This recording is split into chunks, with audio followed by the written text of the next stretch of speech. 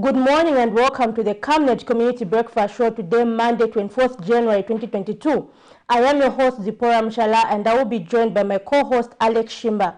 Today, we're going to have Mr. Newman Wubala, Secretary General for the Zambia National Union of Teachers, ZANUT, talking about the reopening of schools. Today, schools are opening. How prepared are schools to open amidst the COVID-19? What is the status of the education sector amidst COVID-19?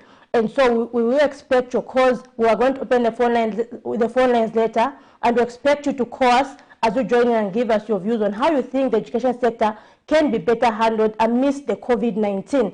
And so before we go into that, we're just going to have a little stretch to get away from the weekend mood, and so with that, we're going to have the morning boost.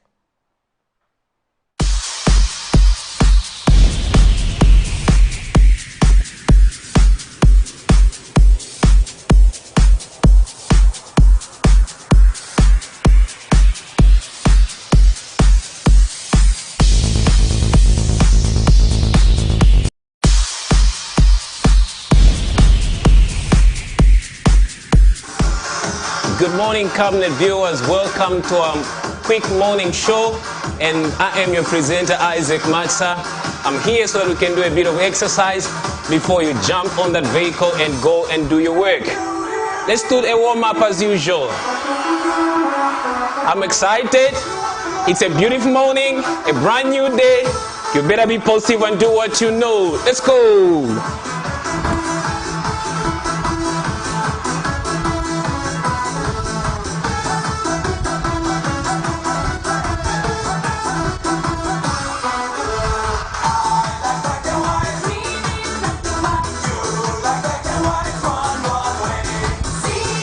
Hamstring, stay at it. Let's do now two each. Let's go. 1, 2, and 1, 2. Stay there. 2, 1. Try it. Tell your habit to join you. Let's do it together. 2 each. 2 each. 1, 2, 1, 2, 1, 2, 1, 2, and 4, 3, 2. Back to step touch. Let's go. 4, 3, 2. Hamstrings. 4, 3, 2. Back to step touch.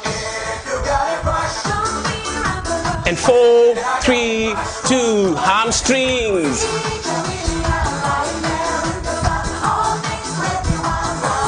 Matching. Let's match. Lift your knees high. Hip, hip, hip, hip, hip. Let's go. Let's do a warm-up. Okay. So that was your warm-up today. And we're going to do something else now. The first thing we're going to do, I'm giving you some squats. Okay. Here we go now. Put your feet together. Watch my body posture. Let's go now. 20 at a go. If you can't do 20, please do 10. Okay, let's go. Let's go, mommy, daddy, involve your children. 1, 2, 4, go down. Okay, 1, 2, 3, 4, 5, 6, 7, 8, 9, 10 more. 1, 2, 3, 4, 5, 6, 7, 8, 9, 10, 20. I'm gonna face this direction. Go!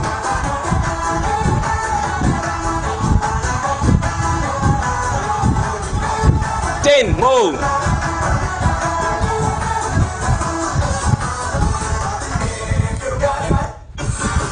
Okay, 20. Still with squats. Take a break. Relax your legs. Good morning workout, isn't it? Let's go, another 10 now.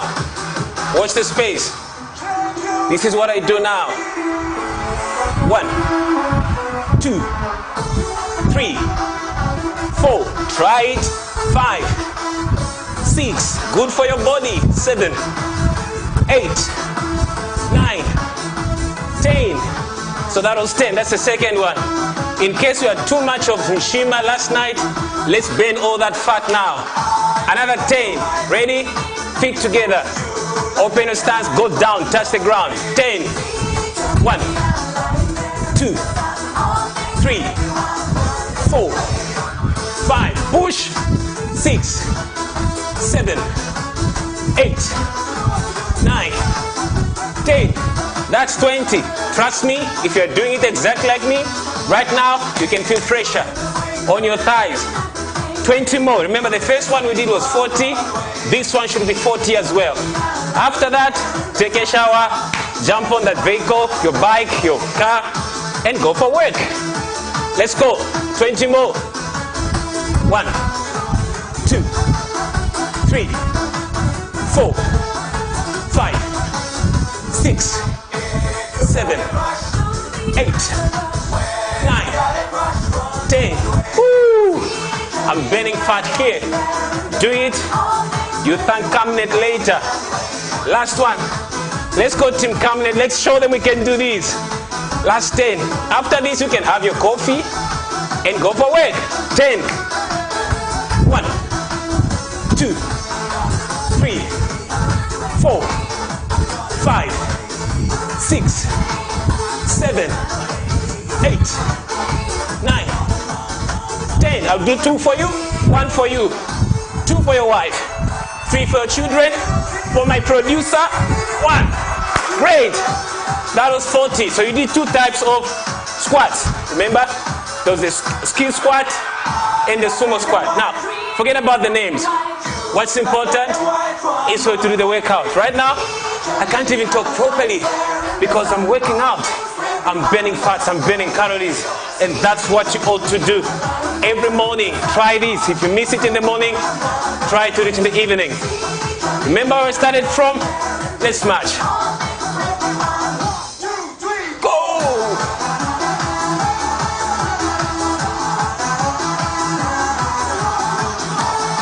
And back. We are winding down now. Thank you so much for tuning in to our breakfast show. Please make sure you need to exercise always because you only have one body to carry out your assignment. And I am signing out. I'm Isaac Matsa, and see you.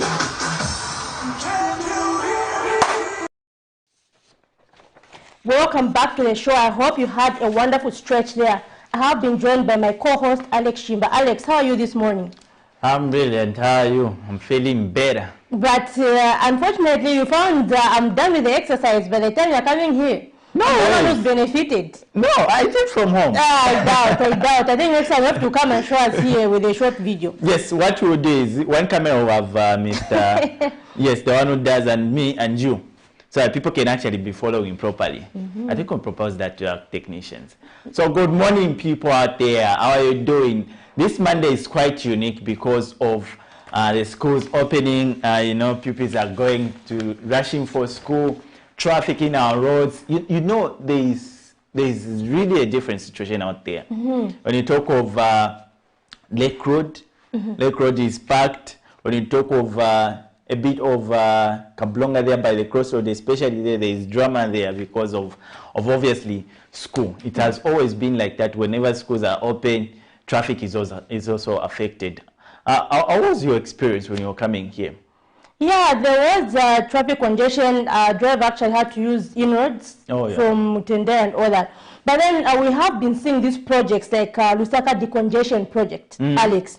So if we're still seeing traffic, then what benefits, or maybe how do you think, what do you think could be the reason for the continued traffic despite us having the Lusaka decongestion project? It's quite a tricky situation because Lusaka, I don't know how best, but Mr. Sidney Bell, is this Secretary General for Bus and Taxi Driver Association of Zambia, he has a proposal in terms of separating the routes for the buses specifically and also for the private motorists, so that you can have these buses have their own route and then the private motorists have their own as well. I think that one can be can make a huge difference in terms of traffic in Lusaka, to be specific, because we like you said, we have the flyover bridges put up, but 3 if not 4, and then other roads have been enlarged in terms of the lanes, but still we're having this traffic situation out there. So Lusaka is quite a tricky city to actually, you know, get rid of traffic. But we'll be able to see maybe different projects with the new administration, I'm sure. Yeah, we're really expectant. Yeah. And what are expectations maybe for today's discussion? Today schools are opening amidst the COVID-19. Exactly. Like yesterday we had about 400 cases, new cases recorded. So maybe what's your view on that generally? Yeah, just talking of school, having Mr. Newman of Bubala, who's actually the Zambia National Union of Teachers General Secretary, to help us actually discuss different pertinent issues that surrounds the education sector.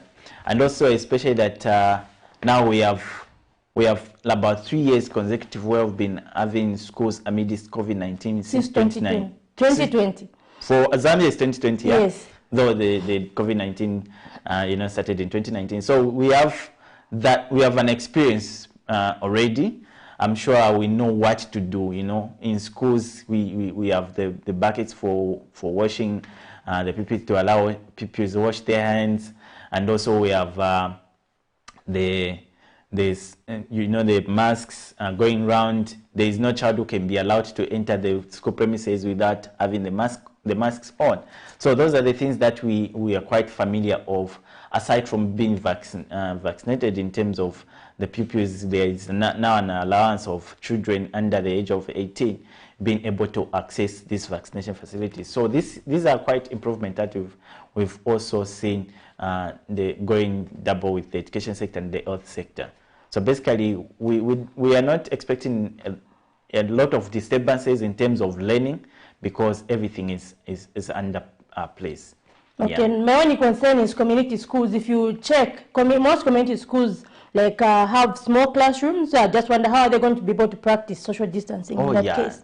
That remains a challenge as well. So I'm sure that's something that the Ministry of Education out there has to look into. You find that most community schools are congested, and there's not even, unless if you say they'll learn from outside to maintain social distance. Or streams, really, because we can have some pupils, maybe if it's a total number of 50 pupils in a certain class, we can have 25 coming in the morning, the other 25 attending class in the afternoon. So that would actually reduce the number of pupils in one class. As you mentioned, we have maybe 3. In our days I would sit on one desk, 3 of us, because we are quite a number. But this shouldn't be the case amidst the COVID-19. We need social distance. Yeah, and another call, I remember I was doing a story recently from a community school in Lilanda compound.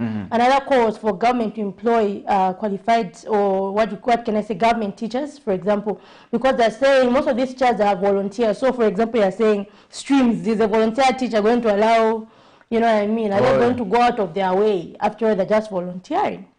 Wow. So that we'll ask Mr. Bubala on that one. Ask Mr. Bubala. Yeah. And so we go right into zooming the headlines. Yesterday we saw a story on chickens, the sale of rotten chickens. I think that story alarmed me. Is it a matter of, I was thinking to myself, is it a matter of not wanting to make a loss? Maybe you've calculated that, okay, from this amount of chickens, I'll make this much. But that's quite unfortunate. In terms of, you even know what you are doing, but you still go ahead and do it.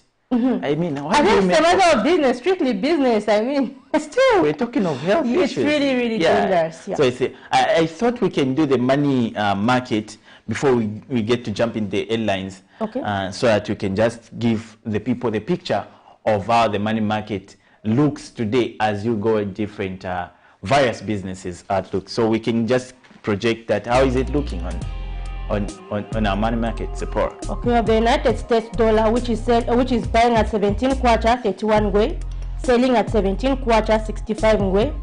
We have the euro, which is buying at 18 kwacha 89 ngwe, selling at 19 kwacha 26 ngwe. We have the Great British Pound, which is buying at 23 kwacha 50 ngwe, selling at 23 kwacha 96 ngwe. We have the South African Rand, which is buying at 1 kwacha 15 ngwe and selling at 1 kwacha 17 ngwe. So we have seen the kwacha, which to 1 kwacha to a dollar, which has $1 to kwacha, which has maintained at 17, Alex, in the past few weeks, even last week. So this is now 2 consecutive weeks. So it's more like we're going higher and higher, which means those people who are keeping the money in dollars are getting more. Yeah, than for sure. Not to encourage keeping money from the circulation. I mean, it's going to affect all of us. But we hope to see the kwacha dropping. We look forward to a time where if you have your money in kwacha, it's going to be strong. Like you look forward to keeping your money in kwacha than keeping your money in dollars. Yeah.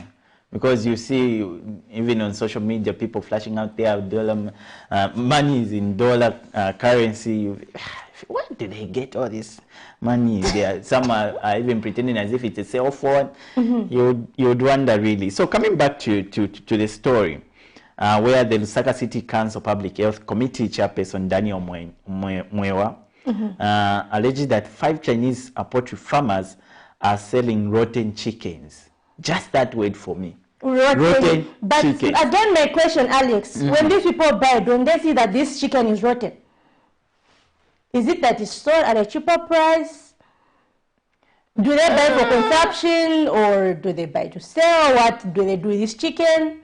Yeah, for them to be discovered that they're doing this, obviously they have some people who have reported. If you buy chicken, unless maybe if you say that you are selling it frozen, then when you go and defrost it, you go and discover that, oh, this chicken is rotten. I don't know. Yeah, maybe let's just take a look at the story so that we can have a picture together as we follow through this story to discussing it. This here simply looks like a place where disposable waste is supposed to be disposed of when actually it is not. During their usual inspections, Lusaka City Council Public Health Committee discovered about 5 Chinese poultry farms that have allegedly been selling rotten chickens to women in Lusaka. One of the 5 Chinese farms that has been abolished in the Public Health Act has allegedly been identified as Happy Brothers. Lusaka City Council Public Health Committee Chairperson Daniel Mwewa says he's saddened to learn of these acts. A very bad practice by most farmers and farms which are rearing chickens in Lusaka. So what is currently happening is that in these farms, if they have chickens which die, even at 3 weeks, 2 weeks, or what, they are not disposing of these chickens. So now what they are doing is they will just cut off the head and put the chickens in the fridge. And then there are some women now from all over Lusaka district, nearby Chilanga and other places who are coming to buy. So now what they are doing is in the morning they are selling, and in the afternoon they are selling. But again, what is worrying is that this chicken, most of the chickens that they are selling, they have already gone bad. They are rotten. So we discovered, I think we came across some, I think about 15 or 10 marketeers. Mr. Mwewa says the 5 have abolished the act that states that chickens that die on their own are supposed to be disposed of by legally licensed entity. The chickens which have already gone bad.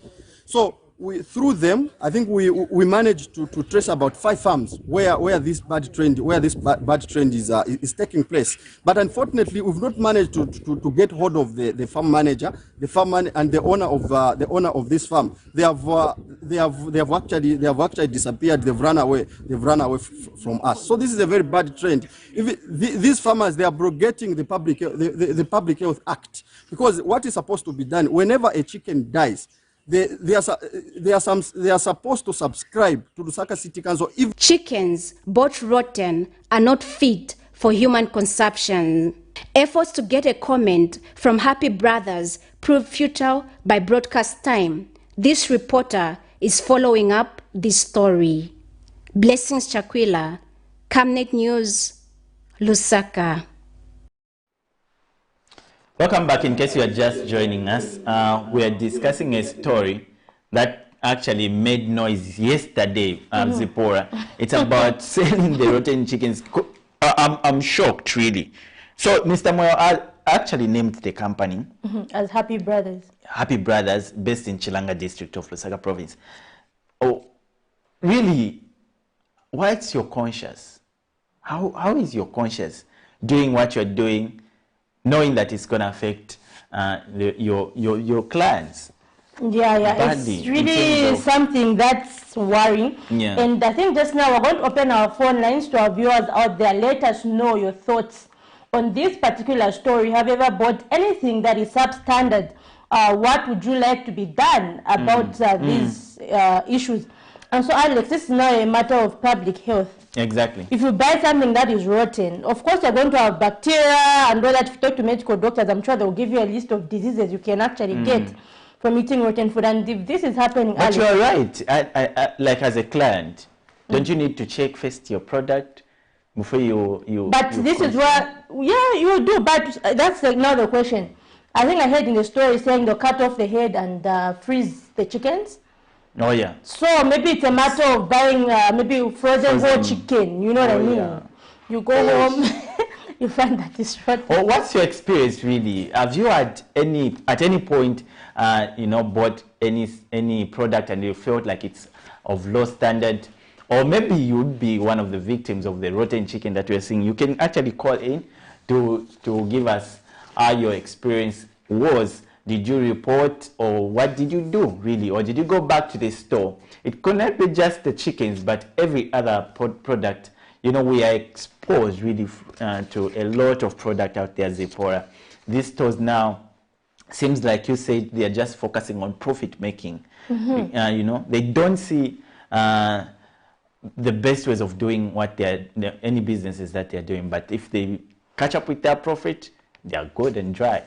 So and this is where organizations like CCPC have to move in and protect the interest of consumers. Yeah. Because consumers here have been, you know what I mean, like they're being swindled, for a lack of better term. They're being swindled, they're getting their money, we're expecting a good product, but they're not getting that, they're getting something that is rotten. So I would like to hear your views. We have a caller. Let's just get a chat on. Good morning. Good morning, yes. How are you doing? I'm doing fine, and you? I'm all right, thank you. Just tell us your name and where you're calling us from. My name is Mulwa from Chakata. Great. Your experience on the subject. Now, I just want to comment on the same issue of buying a local business. You know, this is occurred in research. For the lack of better term, I'll get it. When people don't have any religious background, they can do all sorts of things. They are in human. Yes, their intent is to make money. It doesn't matter how they make money, but it's to make money. So when you look at all these, that's why they are now, if you look at that, and the things that you are showing. And the other thing is, you cannot continue to abide because some are ignorant. All they think is when they find something which is refrigerated, it's a good thing, it's a good product. Yes, so I mean, the council has for already sure. inspected. They assume or they presume to say, whoever is selling, the authorities have already checked. So they can buy those things. And some are not even differentiate between the rotten and the rotten. Because to some people, these chickens are rare in their home. For some of you, you eat all this every day. But for them, when they find them at a cheaper price, they will think, now this is the time for me to buy for my children, and so that they can have a chicken at home. But it's very unfortunate. Going forward, what do you think should be done by the authorities? The authorities should come and they only the council of funds, but it should be done regularly, especially in bigger cities.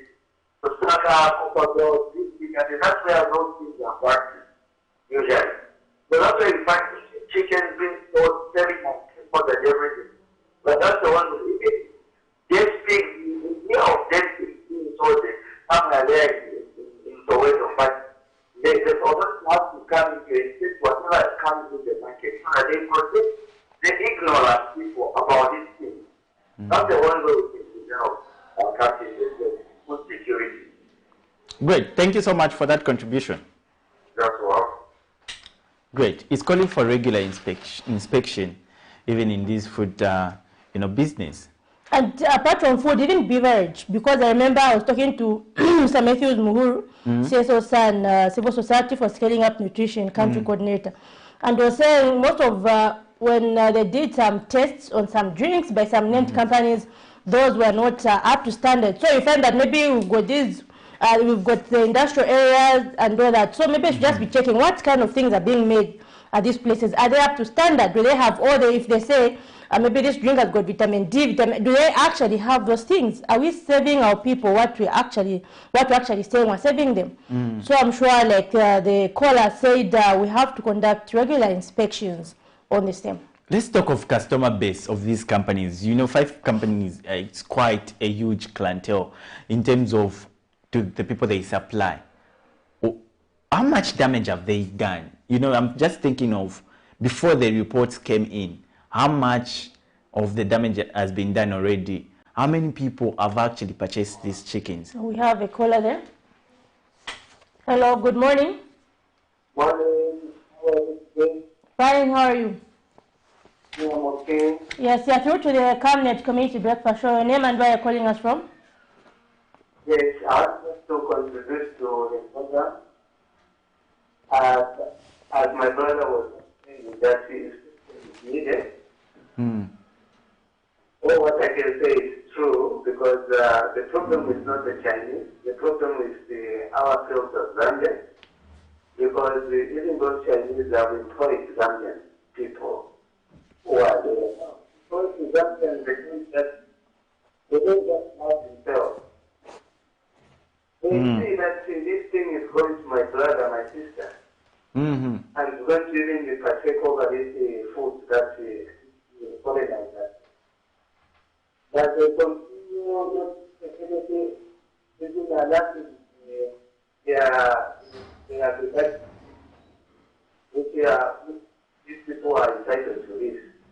Even the government also, these people they employ, they are entitled. They need that in all the farms, so that we see that in this farm there is nothing like this in. But the first question, it is a Zambian who have been employed by that farm. That's why the problem. People of Zambia, they don't love themselves.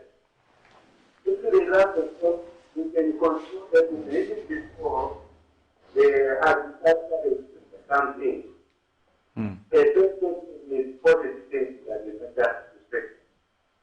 That is my contribution. All right, thank you very much for contributing. Thank you for coming in too. Okay. I like the line of thought. So he said it's not just because here we're saying we're alleging anyway, it's an allegation. It's an allegation that these people are actually selling. So he's saying in the event that they're actually selling, it's not just them, but also their workers, because there's no way they can do that without their workers knowing. Indeed, and For workers example, are Zambians. their workers dress the chickens, they dress the chicken, so they know that this chicken which I'm dressing is a rotten chicken, and you go ahead to dress it and pack it without alerting the necessary authorities. So I said, so in the event that maybe some action was to be taken, even the workers are part and parcel, they have connived. Okay, let's take for instance, one worker maybe would have approached the management and said, have you noticed that the chickens are getting rotten? What would you think the response from the management would be? Especially we're dealing with the Chinese, I mean.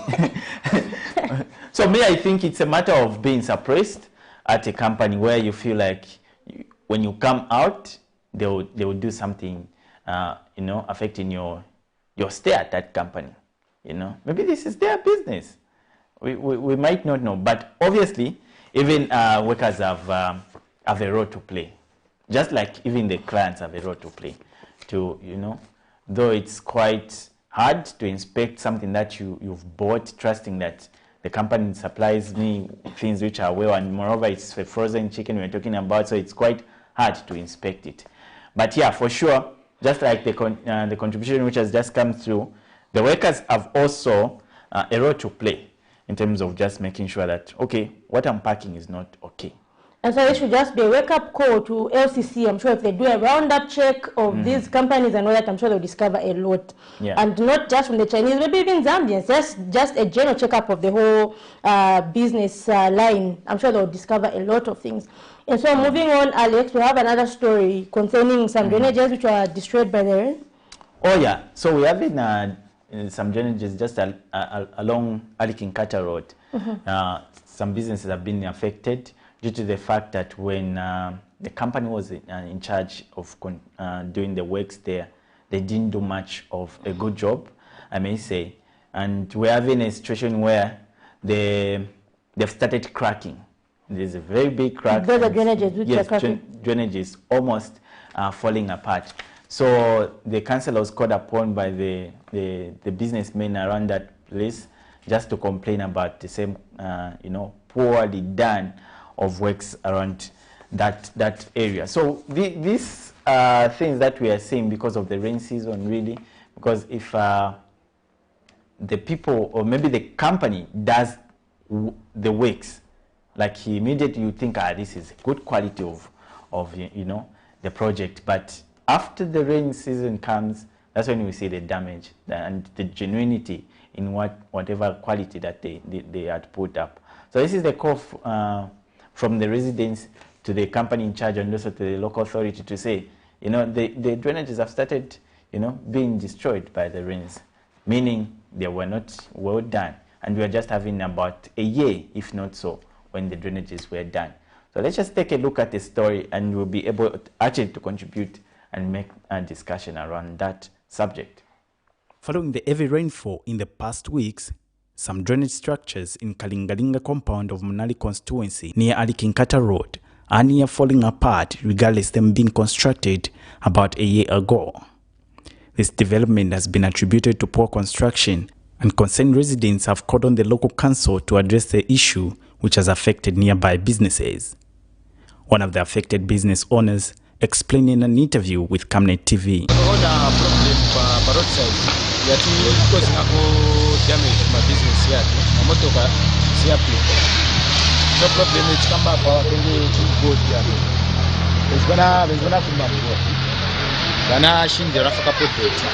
Manje problem ipezeka kana package yambiri manini so yambotilika kapanga damu so betashika kapakapoma nama stones kuma motoka yasatikie kwenye kali damage kwa manini so tipemba baendeseke because yende wonga na drainage na matama baendeseke obora kutenga panenya. Meanwhile, Kalingalinga Ward 6 Councillor Mukubesa Nyoni has assured business owners that the issue will be addressed as he engages the company in charge of constructions in the area. A business person operating along Alikinkata to go and show me the problem at their workplace. So I went there, I checked it out, it's quite worrisome. From the look of the lane, it seems like the compacting of the soil was poorly done, hence the problem. So we are appealing to the relevant authorities to come to our aid before the problem is escalated. From what I saw, the cracks are extending further and further. So before we lose a life or something negative happens to us, let us ensure that we sort out the problem. He has further expressed concern that if the situation is left unchecked, many businesses will be negatively affected, hence the need for an urgent action. Alex Shimba, Camnet News, in Lusaka. You are welcome back to this breakfast show. Here with me and Zipporah trying to discuss the headlines that made and the stories that made headlines in last bulletin.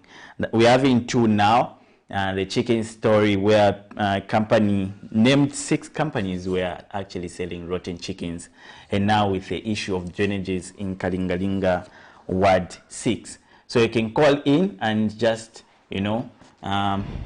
contribute or ask questions where necessary. So Zipporah, we have now this situation of the drainages. What would you think could be just the permanent solution to drainages in our compounds? Well, not only drainages, but roads as well. Even I roads. think maybe there's need to conduct an overall audit of the roads, find out what is the quality of roads, when were these roads constructed, because you find that the lifespan of a road is about 25 years, expected lifespan is about 25 years, but you find that some roads constructed only in 2011 now have potholes. Another time I was talking to Mr. Masuzon Blovu, the time was Stuart RDA, and he was saying it's caused by heavyweight trucks which are passing on roads which are not constructed for those types of vehicles. So should it be that maybe this... But some roads are not being used by heavy, you know, like Kalingalinga we're talking of. See, that was the explanation from RDA at that time. So they're saying that's why roads are getting dilapidated before that time because they're being abused. Yeah, and considering that they go really at a very high prices in terms of millions of kwacha. Millions, and in terms of constructing them. So it's quite unfair to have a road taking so much from the taxpayers and then come back just a year down the line, it's done. You can't use it. Yeah, and it was really saddening. At that time, I think that was in Kanyama, where we found an ambulance struggling actually to pass in the same dilapidated road. Now imagine an ambulance has to pass at a supersonic speed. Yeah, not sure. Struggling in the mud and all that in a road which was constructed recently. For sure. And that would even explain that I reached late because of the roads. You know, you don't need to tamper with the healthy sector in that way. So these are the challenges that people out there are facing, considering that now it's even rain season. So we find that the motorists and also pedestrians having challenges just to access these roads. The drainages are bad, so it's quite challenging. We have a caller, Alex. Yeah, let's have, good morning. Yes. How are you doing today? Okay. What I can contribute. What are your names? Your names and where are you calling us from? Hello? That we need really to sort out. I hope the new joint government, they are going to do something. Because when you look in 80s, when the government of units were giving a lot to contractors, they were involving a lot of things. When today we are destroying that road because maybe just paid a lot and then there are a lot of potholes, you find that there are stones and there is even soil that we are putting in today. There is maybe tar there, and then there is even the soil that we are using now, even stones there under the soil. Now, today the tar, if it is an international road where they are passing a lot of trucks, you find that they are just using it so only. And that's why we are having a lot of potholes within maybe just 3 months after the that road. An example I'm saying here in Copador. The PF gave the road to consult this thing, to always be Chingera road. There is just some few months which is passed. There is a lot of potholes. Even here in Travombo, a lot of roads that the PF did. A lot of potholes. But just a few years back. Now, I was seeing how they were making. One time I even approached them.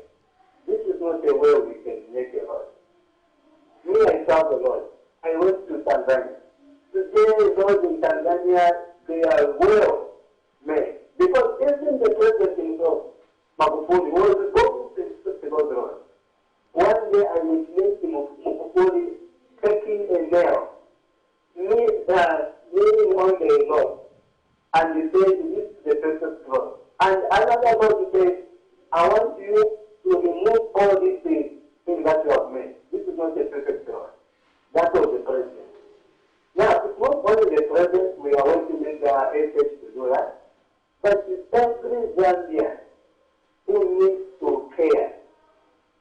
There are a lot of things I can say, maybe it's not even on the topic.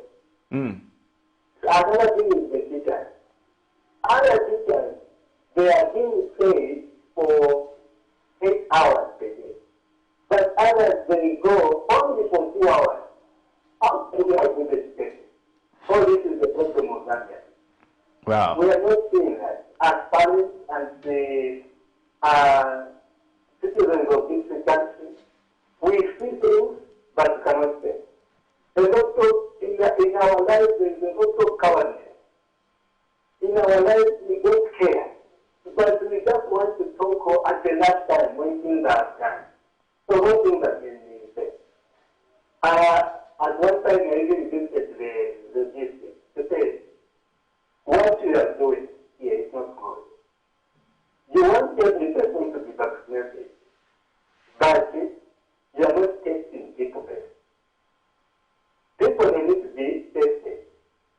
when they can be vaccinated.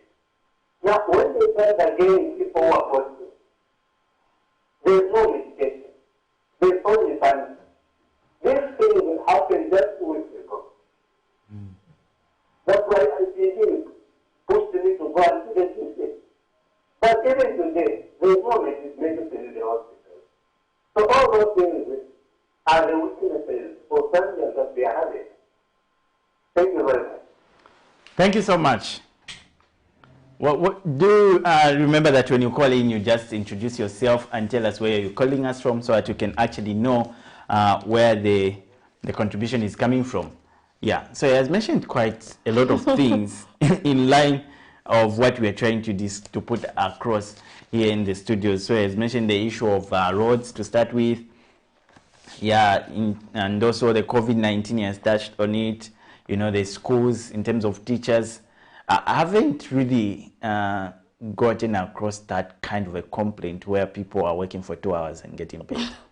Maybe it means there is a fair attitude, especially maybe in some far-flung areas where they're not really closely monitored. They know, oh, the Minister of Education is in Lusaka. Yeah. But I don't know really. I'm sure maybe that's something that they'll have to investigate, find out if it's happening. So does it mean after 2 hours the person leaves the school, or maybe they are just having something in the staff room or something?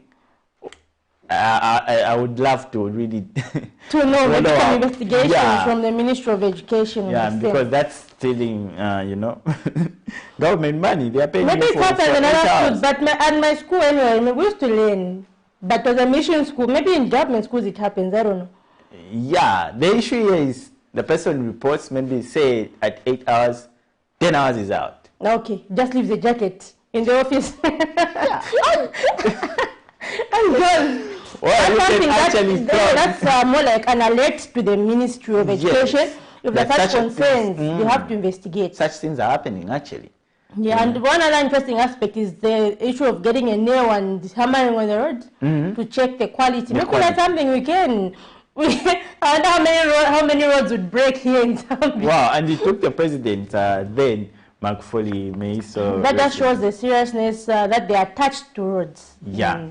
So basically, we are discussing two stories. That is the rotten chickens, which were discovered in some companies in Chilanga, Chinese to be specific, where they are selling rotten chickens to their customers.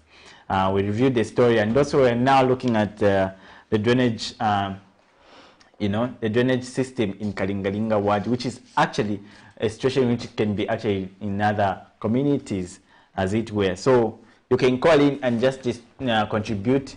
What is your experience in terms of being sold something that is of low standard? Have you had that experience, and what was your options? Did you report to the inspectors, Lusaka City Council, or maybe to the police or any person who may be of in authority? And when it comes to the rains and also just the drainage systems, how are the drainage systems in your area? You can call it and just submit that contribution. And one other thing was about medicine. The previous caller, he talked about medicine in rural areas. Yeah. You find if you've got COVID-19, you'll be told to buy azithromycin, you'll be told to buy Septrin. Is it Septrin? Even zinc. And all those things, vitamin C. And if you find that, so if he's saying at the government hospital, maybe I given Panadol. Yeah. I've also, I think I wrote a story where the vice president for, is it New Heritage Party?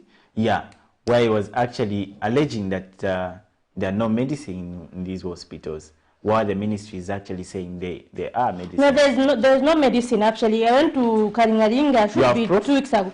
I even took a small video on my phone where the doctor just gave me Panadol, the pharmacist at Kalingalinga Clinic just said, he wrote a list. I think I had the bad flu that day.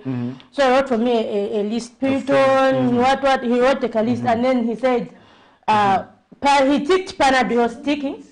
He was ticking the things which he has. So he said, Panadol, we have, this one we don't have, this one we don't have, this one. So he found that I only got Panadol from the clinic. I actually tried to get a small video, but then I was like, anyway, I'm sure this will require a wider investigation on the matter so that when you go to the Ministry of Education, when you go to the Ministry of Education, you say it's not only Kalingalinga clinic, it's these other clinics as well. They do not have medicine. When you go there, you've got a serious, maybe you've got low hemoglobin, or maybe you've got gastritis. There's that expensive medicine that, for example, if you've got gastritis, you have to buy a, I don't know, it's called H. pylori, something. It's a medical kit. And that costs like maybe over 150. Okay, great. And you find that you have to. Yeah, so those are some of the issues really that happen in our communities. So when we get back, we'll actually get to continue to discuss these pertinent issues, as we also prepare to have the main discussion topic, that is discussing the education sector and the status, current status of the education sector in Zambia. Let's have this quick break. We'll be back. Stay tuned. Camnet TV is becoming big and better. You can now watch Camnet TV wherever you are around the world, simply by downloading the Camnet TV app.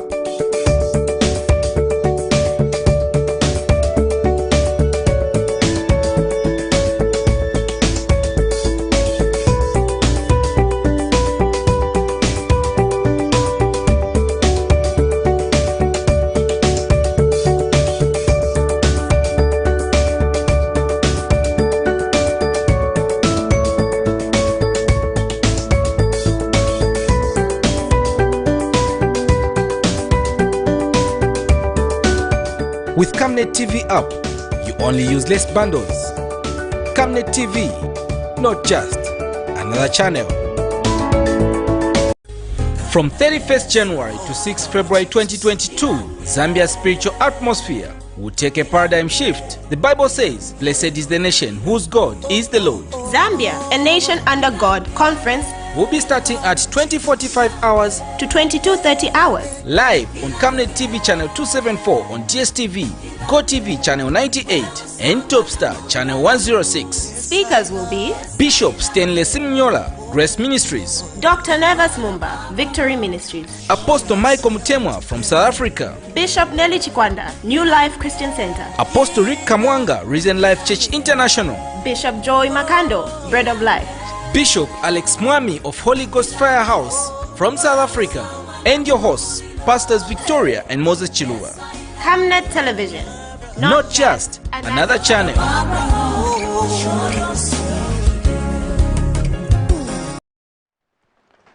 Welcome back to our morning breakfast show.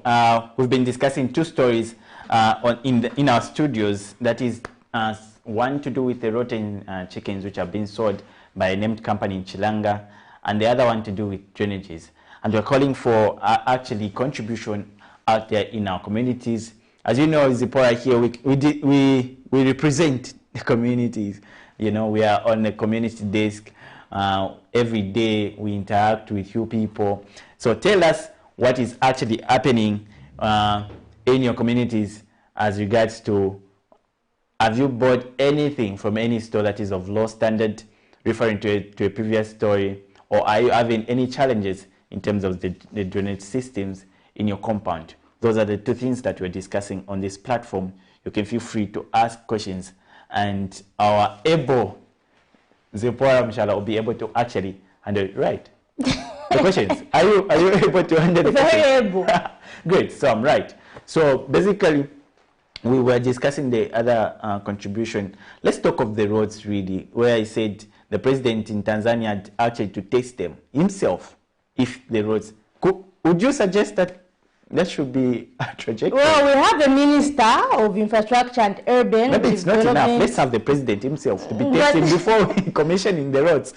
He does the nailing of the roads to test the quality. Well, yeah, maybe before commissioning, I mean, just, yeah, if you say not like he goes around the whole country, I mean, how... Yeah, I feel he should go. How possible it's, maybe if they make a new road, yeah, they commission, they test the quality, really. Yeah. Have you been to the Lopla province route, where you get Muflira, Mukambo, border there, you join in Chembe, that road, in fact, that leads Chembe Mansa Road. It is as intact as it was built in Kaunda era. You know, it has those old stones, like he mentioned, to say the third roads now, they're having quite a different kind of texture. But you find that old, you know, the old kind of quality where you can't step on the road barefooted. You understand? I think those are the roads that you should go back. We should go back. Or maybe there are no materials. No, I think maybe if like you're saying, if that road is actually like of good quality, maybe you should take an example. What kind of materials were used to construct this road, really? Yeah, because even the drainages that we saw in the story, it's like the gravel was it as compacted as compared to other odd roads which we used to have. People have old age people have said the Kaunda era roads were quite of high quality. But what has gone wrong? Moreover, we're having different pricings in terms of compared to the 19 something to now, the roads are quite expensive. Hence, just a logical expectation to say we can have proper roads now. So it's something that is of concern, and obviously we hope for the better going forward, especially that we have the new administration in place, which has promised, of course, to construct quality roads at a reasonable price. Because remember, when they're in the opposition, they used to make calculations saying this road was built for so much, it could have been built for this amount, but at a high quality rate. So I'm sure we expect to see a transformation in the transport sector under the new administration. Exactly. Very soon we'll be actually able to jump into another segment, which we are discussing the education sector, provided that now the schools are open today. Yeah, at home I have like two siblings. I was about to say 2 children. No, 2 siblings. Eh, Alex? I'm heading there anyways. I'll still be heading there. But I have 2 siblings who are actually attending school this morning. And it was quite a different environment at home. You know how busy people are. You were just waking up early. Like previously, I was just the only person waking up early. But everyone now is up by 5. And you can imagine the activities, you know, fighting for other things, when the school, when the breakfast, what, and all those things. It's quite an interesting time where schools are now open. So as we prepare just to get on that segment, I think we can even allow the people to actually contribute. How has been your experience having first day back to school in 2022, where we're having an expected free education? I think that should be exciting. Oh, yes. So I want to actually see the free education roll out, and I'm sure people expectant. And I've heard many stakeholders say this free education will also help maybe in combating early marriages. Because people no longer have a reason of saying, no, we can't afford, so let a child get married. Now they will be compelled to take even the girl children to school. I mean, it's free, you're not paying. Yeah. So I'm sure it will help. It will just help a lot of, especially the parents who've been having this burden of paying the school fees, PTAs, you know, exam fees, but now they've been abolished, which can actually, you know, mean that the burden really has been being catered for by the government. So maybe we can say, how practical is it? You know, because you can't tell of something you haven't seen. I've been interacting with the parents earlier on, and then when you get at home and then you ask them, how is the free education? Your own analysis, and they'll be like, no. As we can't comment on that. They're going to see. Maybe in the next 2 weeks, we're going to see, to assess the performance. Is it working out? What needs to be done? What needs to be corrected?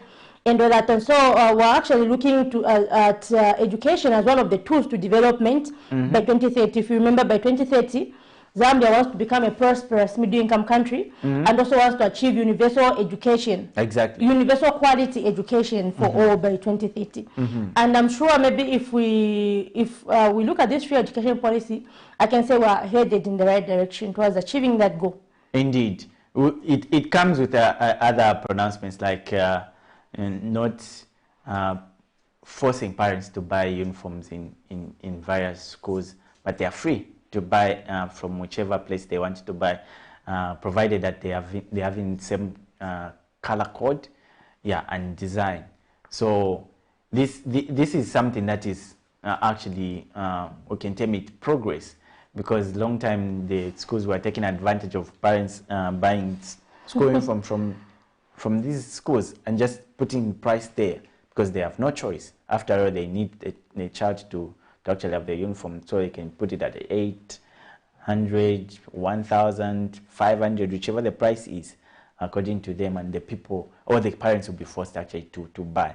So that's quite something that we are expecting feedback from the parents themselves. What does that mean really to the parents?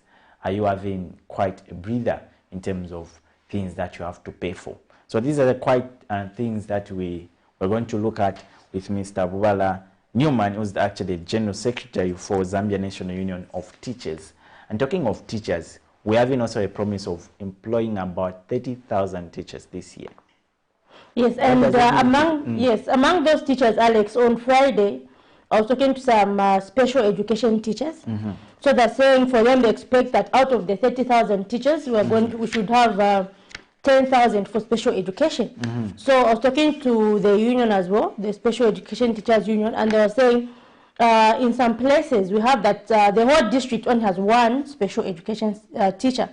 So they're saying they're really understaffed, maybe the whole school, just 3 who are teaching children in special education. Yeah, so really, is it the same people actually proposing that among the 30,000, at least they should employ 10,000? Yes, yes. Wow, that's a good number, really. Yes, and so their concern is that we're saying they feel like there is segregation in terms of education. We have the mainstream education, we have special education. The mainstream education is thriving, but for them, they feel, also actually talking to the Secretary General of the union as well. So they're saying they do not have equipment, they do not have braille writing, they do not have styluses, they do not have all those things. So for example, if one class is doing an exercise, they actually have to rotate in terms of which class is using the equipment. Is it braille writing, this class, then that class? And so they're saying it's not really sustainable, and we actually have to have adequate equipment for everyone. In the same way that the mainstream education has got textbooks for each class, they do not rotate, saying now after this class is that class. Yes. So they're saying apart from that, they also want a renovation of these schools to make sure that, we are saying that special education schools, so they should have special education features like ramps for people on wheelchairs, and not just like a normal kind of arrangement. Yeah, I feel so as well. I like the arrangement which is at Kablonga Boys, just right here in Kablonga, where they have the normal, what are you calling it, the mainstream? Yeah, and then separately they have an infrastructure specifically meant for the special education, and there are quite a number of facilities there. You can access your wheelchair if you're being enrolled, and obviously school becomes easier because you are now just thinking of studying, not thinking of what am I going to use to, to enable my mobility, what am I going to use to study. All those things shouldn't be the case, really. So going forward, we hope to have a session where even even the people who are accessing such facilities have just the ability to study well and to forget about other things that comes about because they're provided for with that facility. Yeah. And also another issue, I'm sure you've seen in places like Mumba, when these areas have been experiencing floods, where children have to be carried on the shoulders of other people to go to school. So maybe going forward, what kind of situation would you like to see in terms of maybe the creation of roads to places that are leading to schools? Yeah. I'm sure we expect the government to take on that. So just call in and let us know your thoughts on how you think the education sector can be improved to help us achieve our goal of achieving universal quality education by 2030. What challenges is the education sector facing, and what would you like to see different? We're discussing this topic today as schools open on the 24th of January, which is today. Yeah, you might take note also, we have had just recently an increment of teachers' salaries, which is actually progress, We wish to be a teacher. And the emphasis from the Ministry of Education has been that don't talk about salaries, don't talk about salary. You're not there. So they're saying the motivation should be to inculcate knowledge in pupils and not to get paid. So they're saying you're losing your focus. We can't, not talk about. And I've heard the Minister of Education actually at 2 press briefings emphasizing this point, saying do not actually put your emphasis on salaries. They are there to inculcate knowledge. We're just giving you that money to help you with your food and all that, so that you can inculcate knowledge. There's no way. So just to talk of increments, there's yes. Or before you just get that, let's just get the call. Good morning. Hello. Yes, good morning. How are you doing on this beautiful Monday? Yes, my name is Liwali. Yes, please. I'm calling from Rawongo. Great. Your contribution, sir. Yes. When I was in Galanda school, nothing like not the more of the paper for education. No, but it is social and there are the could you come issues about abana bamuvanye mukulitira endalama okozimeta byasho tabakweto bikira bakulitira namba na Africa to education maybe you mwana ali mu grade 9 then alisha kwa maria pale pachire ale mukusenda amali zao then ba school balemwe baje pakupoka mali zao sana ulingeni walipia nomba ni chaba cyane kuri uyu mwana iyo first question then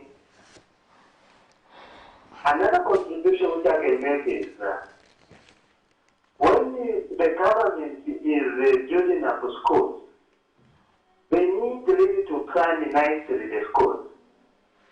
Because in a lot of schools that the government they are building, they are low standard schools. While the school for a pangire, Savane don't kind of public for Yokobangabi lab.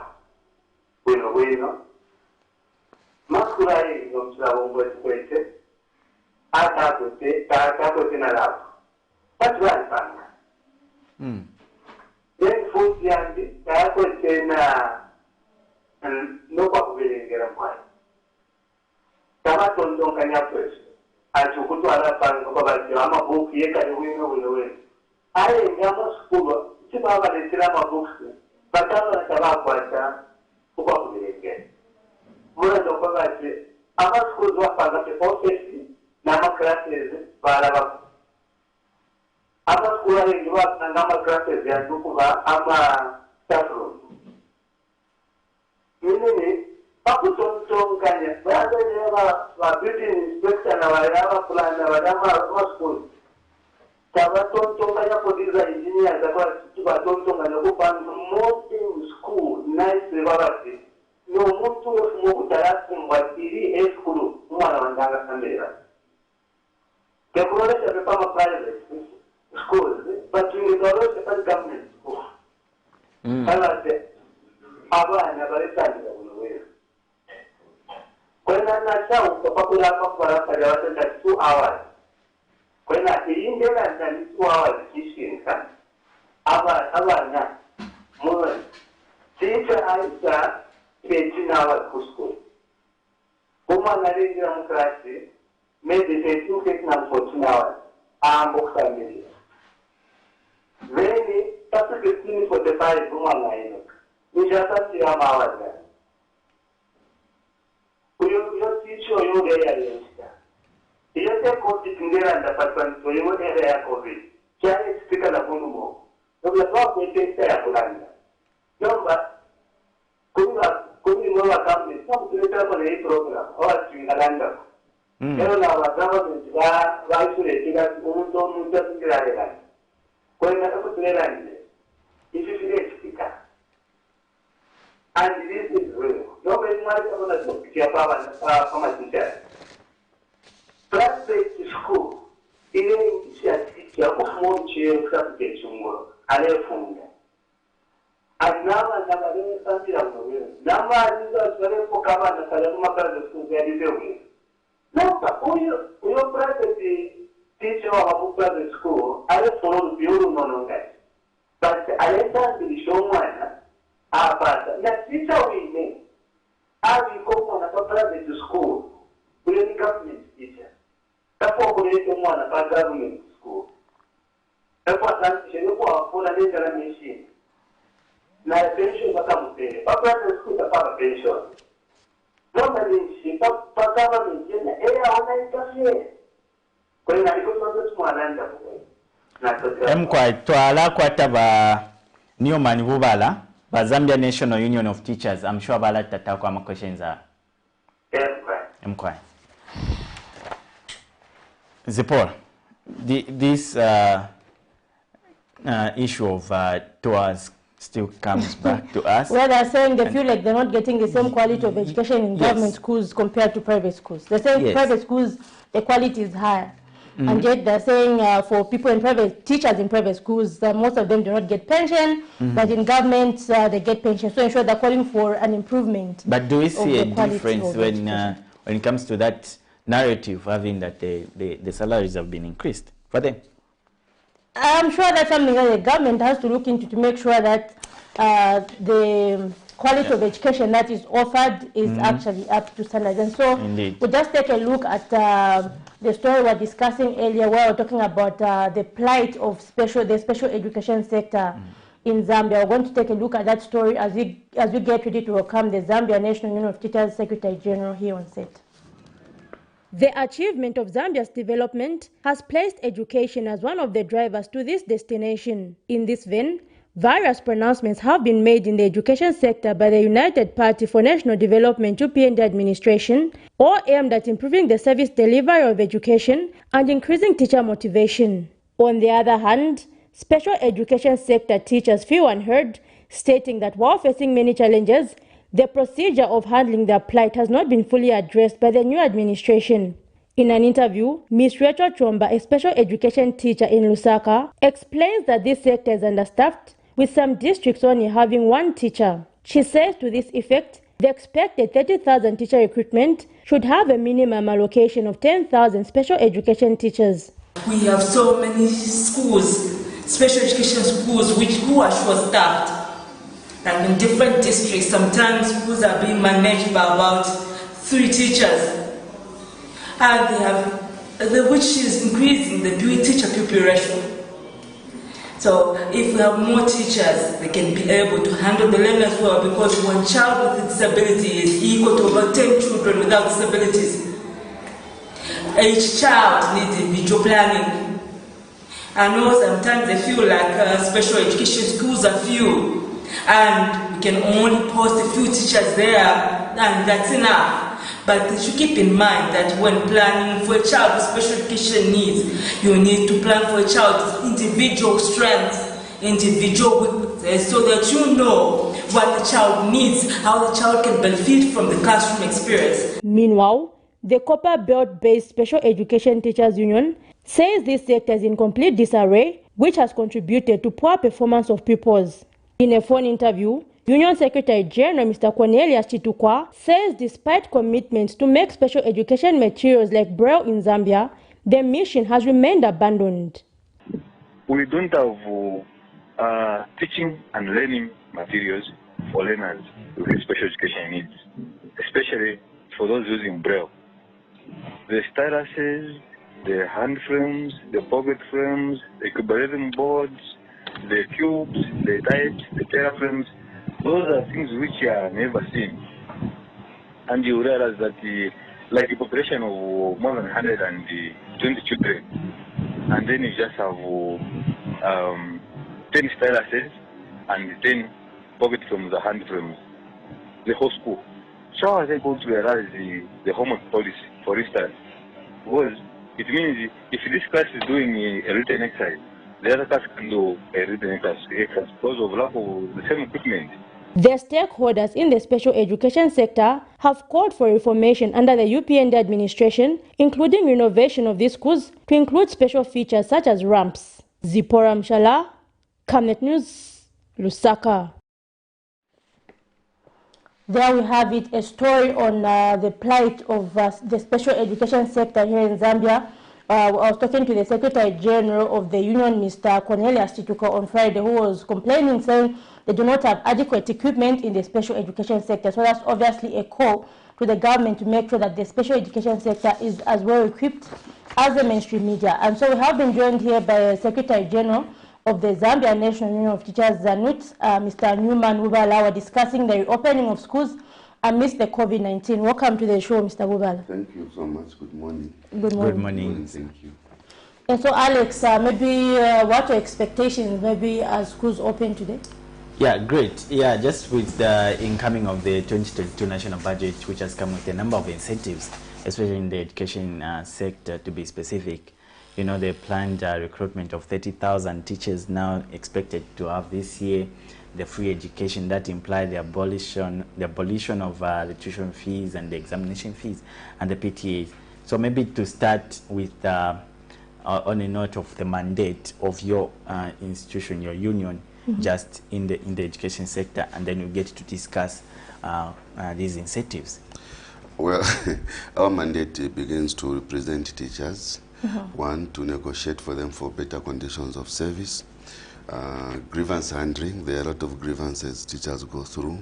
So we need to make sure that we attend to those grievances, issues of maybe intimidation, issues of unnecessary transfers, issues of finding themselves maybe mistreated of any type. So we're always there to make sure that we attend to their grievances. Some of them might be very personal, but we always want to attend to make sure that the teacher works without those grievances. The other one is workers' education. We need to educate our teachers to their rights. We want to make sure that they know their rights, they know what is expected of them, both in the sense that how do they conduct themselves in school, what are they supposed to do, and what is expected of them. When we reach at that level, we also want to make sure that the teachers become part of the process of interacting with the community, both in the local community they serve, to make sure that they educate the community also of the importance of education. Generally, those are some of the things we have. Okay, so talking to the subject of today, education sector amidst the COVID-19. Prior to this year, how have you handled, as an education sector, have you handled the COVID-19? Yeah, ours really is a lobbying aspect with the Ministry of Education and Health. What we mean is that we would like to say what we want to see. What we want to see our teachers' environment they are working on, to make sure that they are safe, the children are safe, so that the learning environment is conducive to the teacher as well as to the learner, even to the people surrounding. So we have been discussing with the government, and I think the issue of the 5 golden rules, fumigating schools, sanitizing, and to make sure that vaccination also. We know that there is a lot of myth which goes with vaccination, but we try also to make sure that people understand and appreciate. So we always want to integrate. And also there's a budget line so that the government can support the process of the requirements which the school needs, to make sure that all the school has what it takes to make sure that they are ready for opening. So these are the things we engage government on. Both, some of them are administrative, some will go through negotiations. Great. And looking outside, there are a lot of people attending schools. To that effect, are we ready? Can you say we are ready to open today? It goes to every administration and the standard officers together with the Ministry of Education. I'm sure that if we were not ready, we would not have said this open. So I think the permanent secretary... Because it moved from 11th to 24th, is it? Yes, and that was made us to prepare. And if there was anything to make sure that we don't open, we would not have opened. We take it for that the parents should have the assurance that the schools are opening, our teachers are ready. And if there are gaps, I'm sure those gaps, once they are spotted, they'll be worked on, and we'll always be interacting. We'll also be on the ground to make sure that everything is in place. COVID has not come today, it has been with us. So it's just important that every stage of it we've been learning to make sure that we put measures, and both of us here, I think we've put measures, and the same measures have worked, and if they can be improved on, better for us. Okay, and if you're just joining us, we're talking about the education sector amidst COVID-19. Make sure you call on the numbers that are showing on your screen and contribute to the program. You can ask questions as well. And so, Mr. Bubala, some people, some stakeholders in the education sector have been suggesting that we should segment our education, saying, for example, during the court season, we close schools. If you heard like NUPES, they have been suggesting that. Do you think this is attainable? Is this something that should be done, or is this going to negatively affect our education sector? In the Ministry of Education, they are experts, and the stakeholders. I think even our journalists, you are stakeholders to this process. You interact with people, you hear views. Yes, that's one of the suggestions. We don't know how long this COVID will be. So our suggestion was that let us check when is it really serious, at what point. We have seen that during the court season it's at its highest, and those are so why not close during that time and then change the whole calendar so that the syllabus or whatever we learn within the year can be completed, but we adjust the calendar to suit what we are surrounded with in terms of COVID. So if we close in June, how long and what is it? So the standard officers, the experts, the curriculum people at the curriculum center, they can advise. And when they advise, we're able to say, yes, this is the adjustment we can do. And for us, it's worth trying so that we save the lives of our children. Remember, cold season, we've lost a lot of people. And it seems like whenever it's cold, there's a high level of COVID. Maybe adjust it so that people can be in a safe environment. That's a good and worthy trying, but it needs experts to check and advise how the calendar can be adjusted. Great. You talked of grievances really in your preamble. I would love to jump on something that made quite an issue last year. We have a caller. Before you just do that, let's just attend to a call. Good morning. Hello? Good morning. You're through to our breakfast show. Your name and where you're calling us from? I'm Masud Omseteka calling from Chama. Great. Your contribution, sir? Yeah, sir, I'm very much concerned with the aspect of COVID-19 concerning the learners who have just opened today. Quite all right, you have talked about the 5 golden rules. Now, there are certain portions of the media that are encouraging to say that each and every learner should be given a job. Now, this is creating a fear in some of us as parents to our children.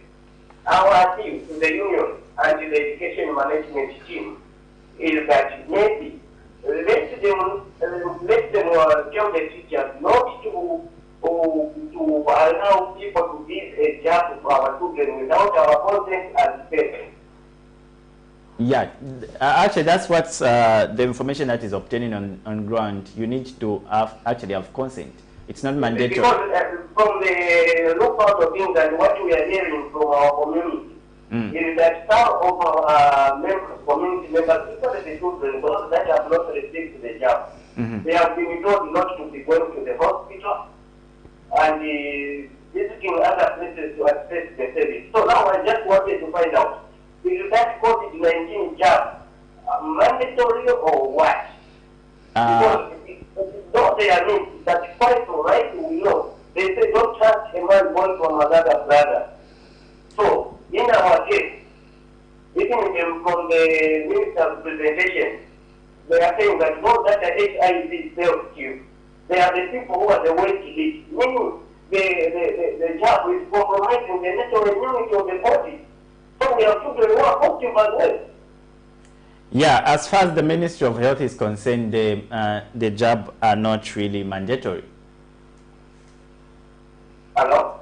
They are not mandatory. You need to have consent, especially with your children.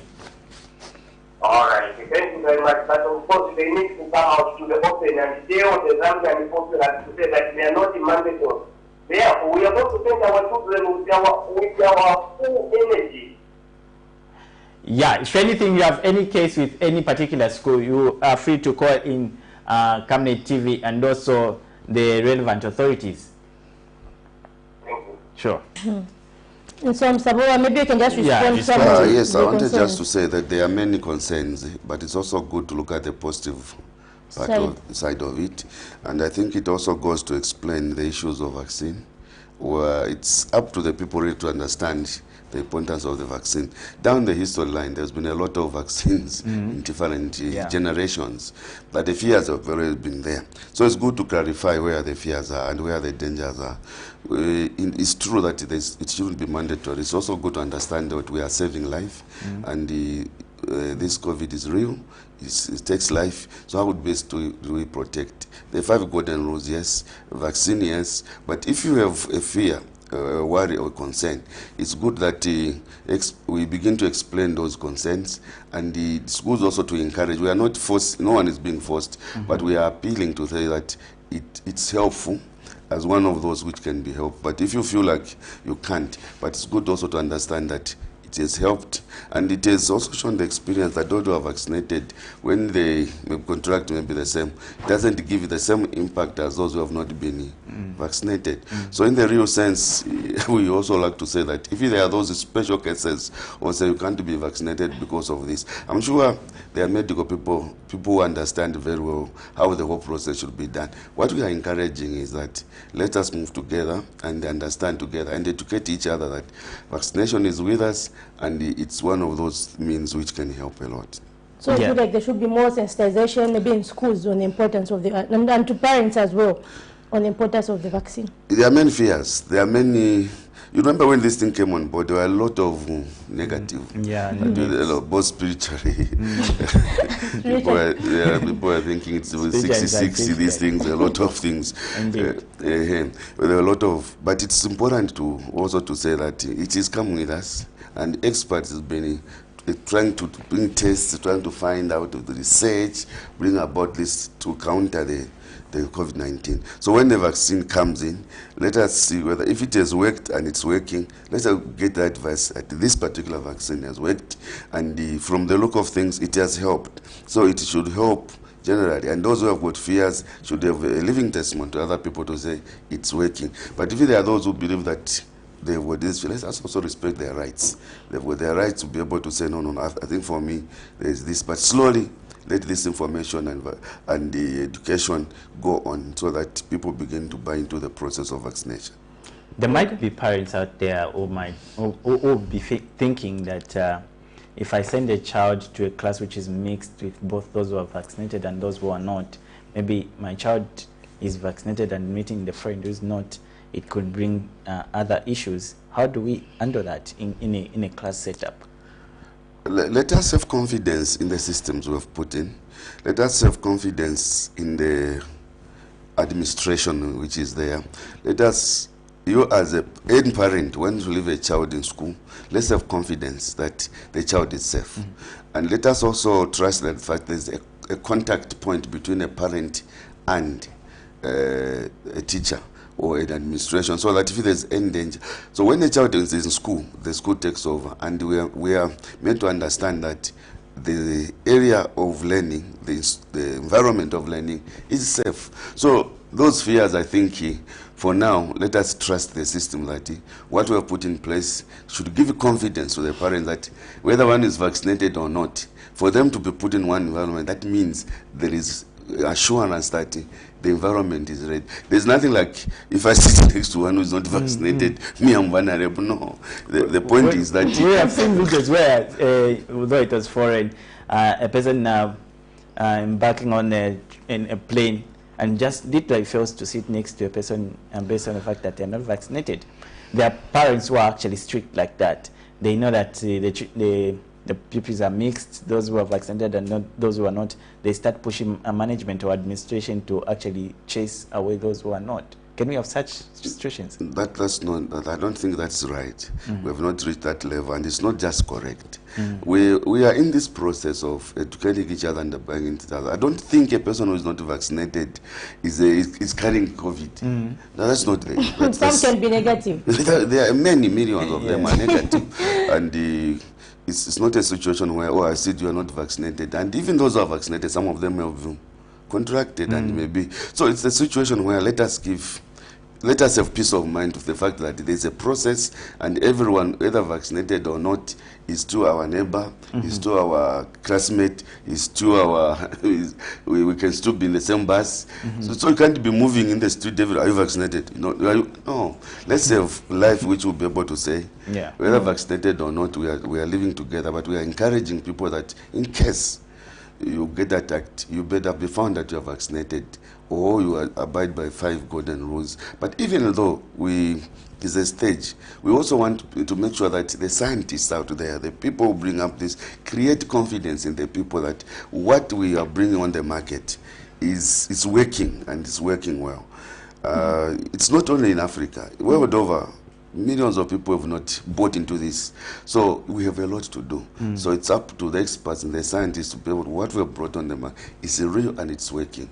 Let's talk of the, as we deal with COVID a bit, the 2022 national budget. really it comes with a lot of promises, like I earlier mentioned in the preamble. Let's talk of some of them, the 30,000 teachers. What impact does that do to the education sector? Yes, the 30,000 teachers indeed to improve the teacher-pupil ratio. What I think I overhearing a parent comparing private schools to the biggest problem sometimes in the private school is a limitation, and sometimes if a private school want to bring money, they make sure that they bring expertise, and they really want just to maintain so that they can attract a lot of payment. And then the teacher-pupil ratio there might be maintained. So when you recruit 30,000 teachers, it will entail that now, what we mean by pupil-teacher ratio is that a teacher can be in contact maybe with 35 children in a class than being in contact with 80. And you are able to want to mark all those books and everything. But when there are a lot of teachers, there is a big improvement. That means there will be quality education. Quality education meaning that now a parent will be able to say, my children are receiving attention. It doesn't only end there. It also means that we have also a situation of that the 30,000 teachers who are going to be employed should go into the field of interest and be deployed. What do we mean here? We have a situation where sometimes in the rural areas we have less teachers because many of them maybe live in urban migration. Yes. They all want to be. They want to be because of different environment they find there. So we are trying to say that there are these challenges out there. So in the budget, we look forward that in the Ministry of Infrastructure, there should be a very serious improvement in accommodation so that these teachers who are sent into those areas can settle. The road network system, literally uplifting the levels of infrastructure, road network, banking system in the rural areas. It will help with the teacher to go there and be able to say, I can also stay in this environment and work without. Our teachers are hardworking. They can work in every environment, but we just want to say. I like the confidence. Talking of the guidelines for recruitment, one of the statements which I was actually reading when I was doing my research, I found this quite interesting, that mathematics teachers and science, technology, we have a caller and design. Oh, let's just attend to that before we finish the question. Good morning. Kindly speak up. Hello, good morning. Kindly speak up. Okay, your name and your contribution to the program.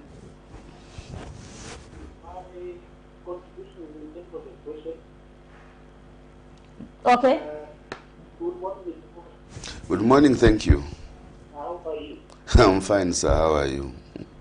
We appreciate it. Thank you. In view of the new free education by the new government under the way policy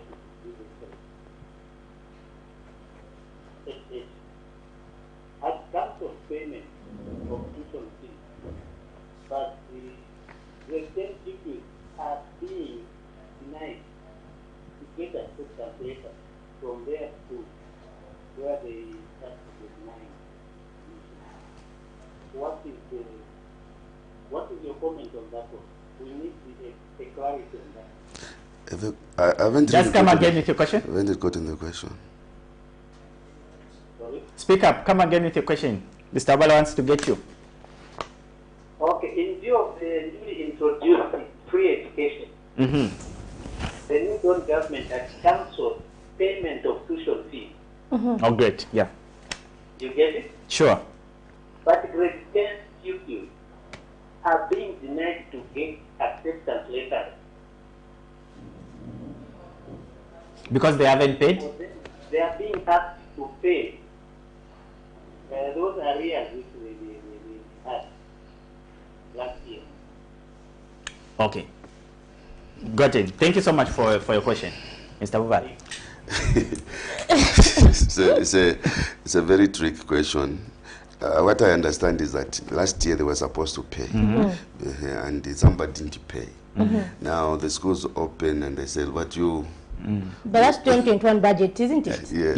Let's have him. but you still owe. Let have him but I answer. think the truth of the matter is that they let the parent settle what was owed in the previous year, because that particular time he was supposed to pay. But if there's any challenges, I think it's just good to interact with the administration to understand what was the mode of payment and what were the challenges, why were they not able. We are coming from a background where parents were not able to pay.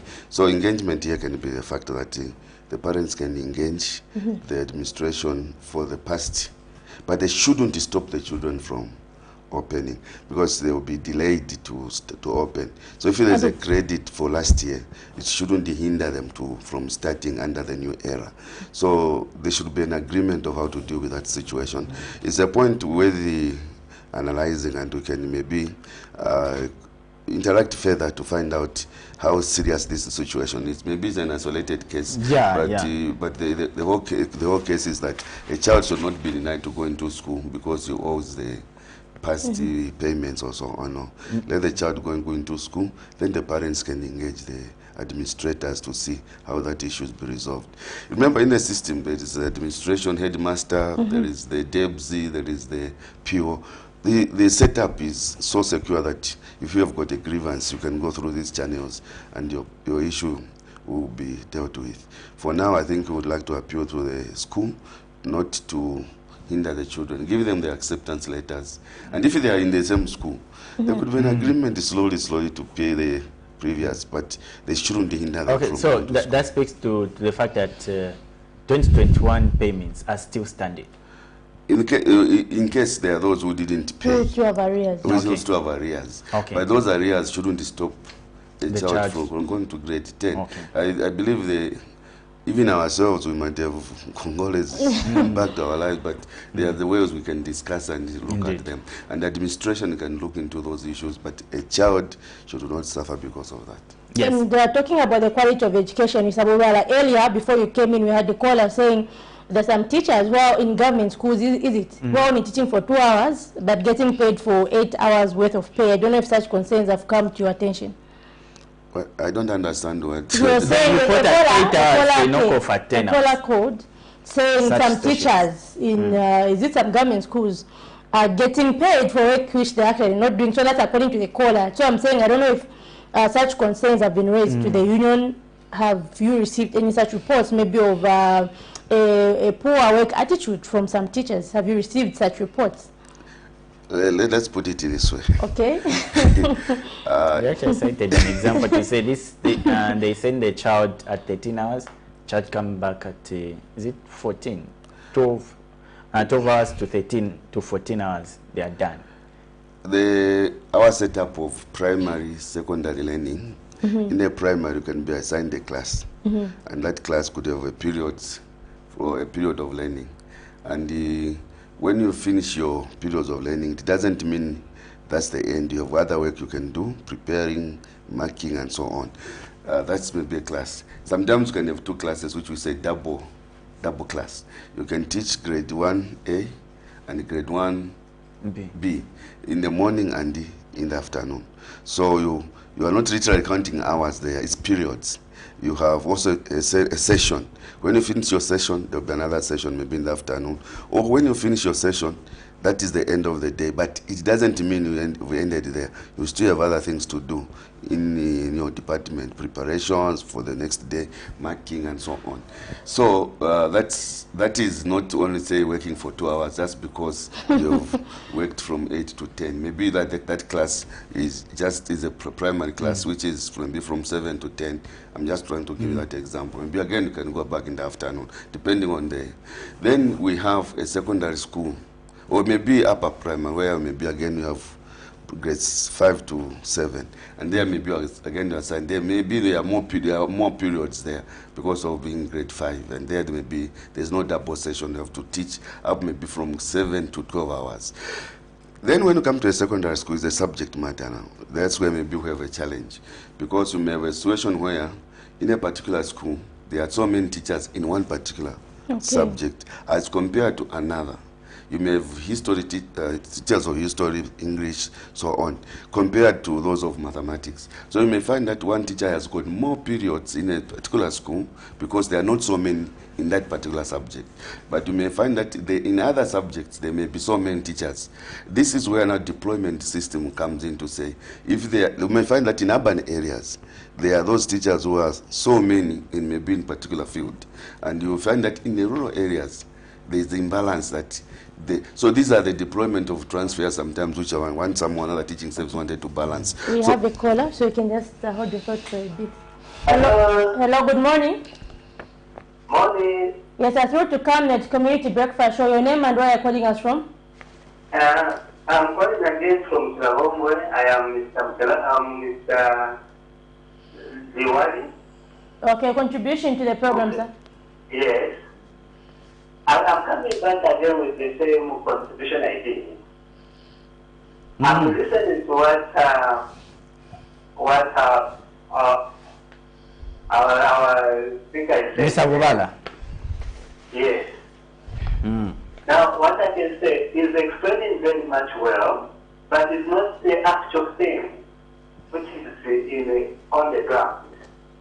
Because I am in Travomwe. There are some schools with a lot of teachers, and I'm seeing them coming at 13 hours, reporting at school. And then they start teaching the children maybe 13, 13 or 14 hours. Then at 16:45, the child knocks off.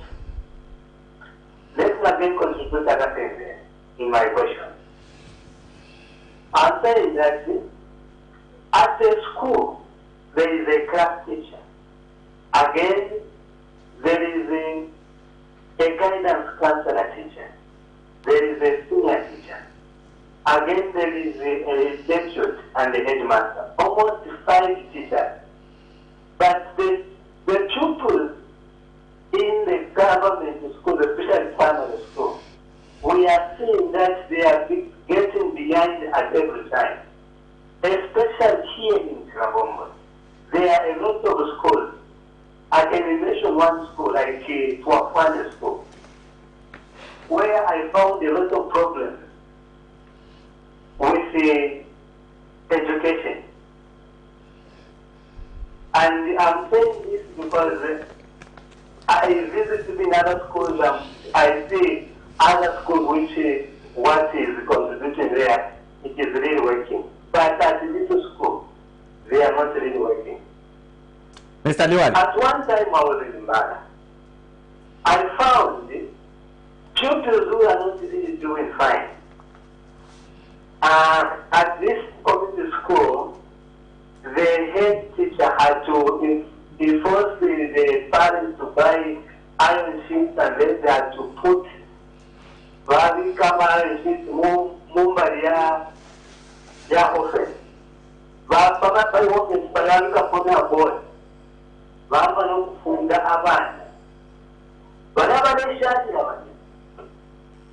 Nula jokwe ba teacher Marika tani ali ikala sukulu 8 hours. Indala mafula. No, but instead above the 8 hours indala mafula government. Ale mo babe 2 hours lying. Tani robe china panaba na majaba le shaka tabale ishiko. Okay, Baliwali. Hello? Hello? That's in the international contribution. Now, go London. First of all, primary, secondary school, na primary school, and then by one headmaster. But when you go to Northern Province, Muchela Province, you won't find such a thing. You find at one school, there is primary and secondary school, different headmasters. All what I'm saying here in Travomwe is the one headmaster cannot run 2 things because those secondary schools have got different education to primary school. Even their studies is different. That's why maybe we are saying these other schools which have got secondary school and primary school are not doing fine because the headmaster is not here in Travomwe. Okay, those are the schools things that I can contribute, but other things that starting from the day, neighbor can say, I need to make some transfers. You bring other new people in trouble. Thank you very much. Thank you for your contribution. Thank you. We have a lot of concerns. I wanted to find out. But what in 2 hours? Is it the child who's telling?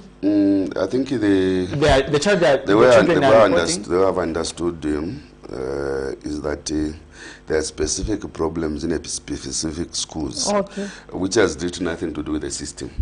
It may be the administrative challenges which can be engaged with the headmasters. If you are a parent and your child comes early and you have a concern, you have all the right to go to the headmaster to discuss, and their class teachers will be able to say, no, my child has got this challenge.